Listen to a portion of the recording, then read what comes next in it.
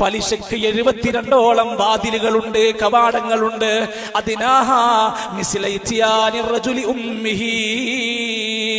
അതിന്റെ ഏറ്റവും താഴേക്കിടയിലുള്ളത് ഒരാൾ സ്വന്തം മാതാവിനെ നിക്കാഹ് കഴിച്ച് ശാരീരിക ബന്ധത്തിൽ ഏർപ്പെടുന്നത് പോലെയാണ്. ഇത്രക്ക് മലിനമായി തോന്നാത്തത് എന്താ നമുക്ക്? സ്വന്തം മാതാവിനെ കൂടെ കിടക്കുന്നതിനേക്കാൾ എത്ര വലിയ മോശമായിട്ടാണ് നോക്കുക നിങ്ങൾ. അതിനേക്കാൾ അപ്പുറമാണ് പലിശ എങ്കിൽ എങ്ങനെ നമുക്കതിനോട് തൊടാൻ കഴിയുന്നു? എടുത്തൊഴിവാക്കണം നമ്മുടെ അക്കൗണ്ടുകളിലുള്ള പലിശ. നമ്മൾ ഏതെങ്കിലും രൂപത്തിൽ അത് കൊണ്ട് നടക്കുന്നുണ്ടെങ്കിൽ അല്ലാഹ് പൊറുക്കണെന്ന് പറഞ്ഞതുകൊണ്ട് കാര്യമില്ല, ഇത് ഒഴിവാക്കണം. മാത്രമല്ല ഉലമാക്കന്മാര് പറഞ്ഞു, പലിശ സമൂഹത്തിൽ വ്യാപിച്ചാൽ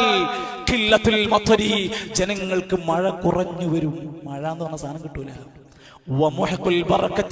സമ്പത്തിൽ അവന്റെ ബറക്കത്ത് നഷ്ടപ്പെടും. ആയുസ് എന്ന് പറഞ്ഞ സാധനം കുറയപ്പെടും പലിശ പെരുകിയാൽ. ഇതൊന്നും നമ്മൾ അനുഭവിച്ചു കൊണ്ടിരിക്കുക.